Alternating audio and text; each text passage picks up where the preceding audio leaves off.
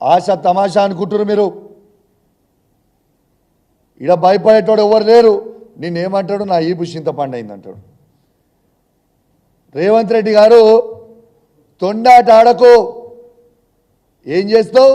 కౌశిక్ రెడ్డిని ఇంట్లో కూర్చోబెడతావు, పోలీసు వాళ్ళతో కూర్చోబెట్టి అరెస్ట్ చేపిస్తావు, కంచెలు వేయిస్తావు. నా ఇంటి చుట్టూ వందలాది మంది పోలీసు వాళ్ళని పెట్టి కౌశిక్ రెడ్డి బయటికి వెళ్ళొద్దు, కౌశిక్ రెడ్డి కార్యకర్తను రానివద్దు, అరెస్ట్ చేయాలి ఎక్కడ పడితే అక్కడ.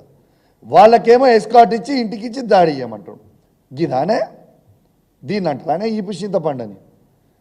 నిజంగా దమ్ముంటే పోలీసు వాళ్ళని పక్కకు జరుపు, ఇష్పెట్టు. కౌశిక్ రెడ్డి నీకు ఎవరు వస్తారు? నువ్వు వస్తావు, ఇంకెవరు వస్తారు? ఇష్పెట్టురి. ఎవరు పోలీసు వాళ్ళు లేకుండా అప్పుడు చూపిస్తాం. ఒకరిని అరెస్ట్ చేసి ఒకరికి ఫ్రీ హ్యాండ్ ఇచ్చి మేము ఏదో చేసినాం అని అంటున్నాం.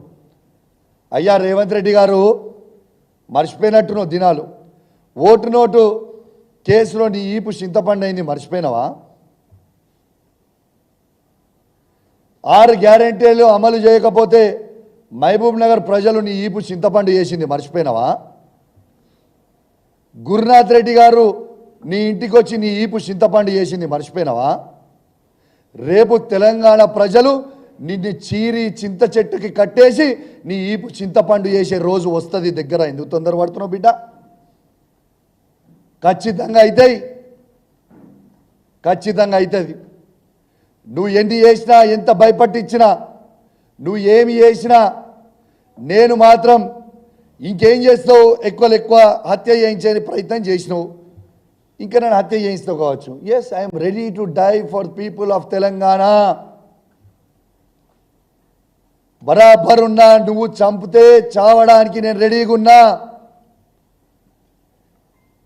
కానీ నీతో నీ ఎట్టు పరిస్థితుల కాంప్రమైజ్ అయ్యేదే ఉండదు.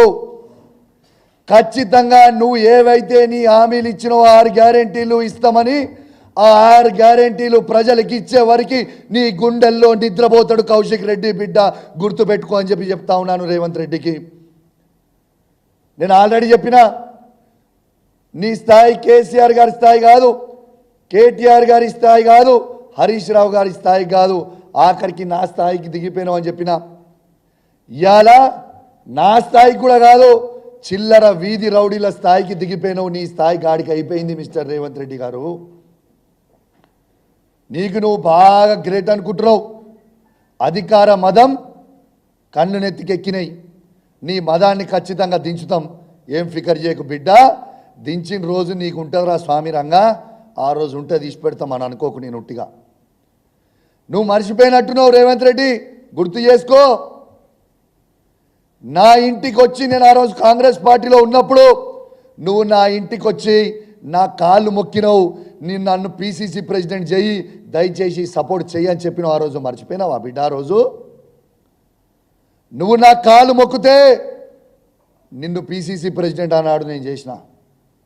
కానీ గుర్తుపెట్టుకో,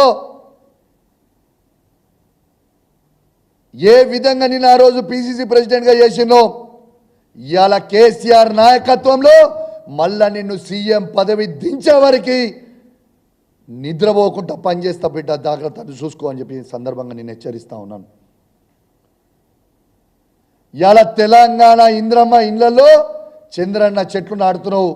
తెలంగాణ ప్రజలు నీ ఈపు చింతపండు చేసే రోజు దగ్గరగా ఉంది బిడ్డ, నువ్వు వెయిట్ అండ్ వాచ్ అని చెప్తా ఉన్నాను. నీ నోటికి వచ్చినట్టు మాట్లాడుతున్నావు. నీ అయ్యా జాగిరా భయ్ తెలంగాణ. నువ్వు భయపట్టిస్తే భయపడికి ఇడేమన్నా చేతు, భయపడితే భయపడికి ఉన్నా అనుకుంటున్నావు ఏంది? భయపడే ప్రసక్తే లేదు, గుర్తుపెట్టుకో. నీకు ఇంకోటి కూడా చెప్తున్నా, చాలా మందితోని ఆయన చిల్లర గుండాగాలతోని నాకు ఫోన్ చేపిస్తూ ఉన్నాడు. నిన్ను ఖచ్చితంగా హత్య చేస్తాం, నిన్ను చేసి తీర్తాం అని ఫోన్ కాళ్ళు నాకు ఎవ్రీ డే వస్తూ ఉన్నాయి. నేను అడిషనల్ ఇంటెలిజెన్స్ శివధర్ రెడ్డి గారికి నేను ఆల్రెడీ పంపించిన ఫోన్ నంబర్లతో సహా. నేను ఈ వేదిక ద్వారా మొత్తం చెప్తున్నా, యావత్ తెలంగాణ ప్రజలందరికీ కూడా చెప్తున్నా, మీకోసం నేను చావడానికైనా సిద్ధంగా ఉన్నా. కానీ ఏనాడైనా నన్ను హత్య జరిగితే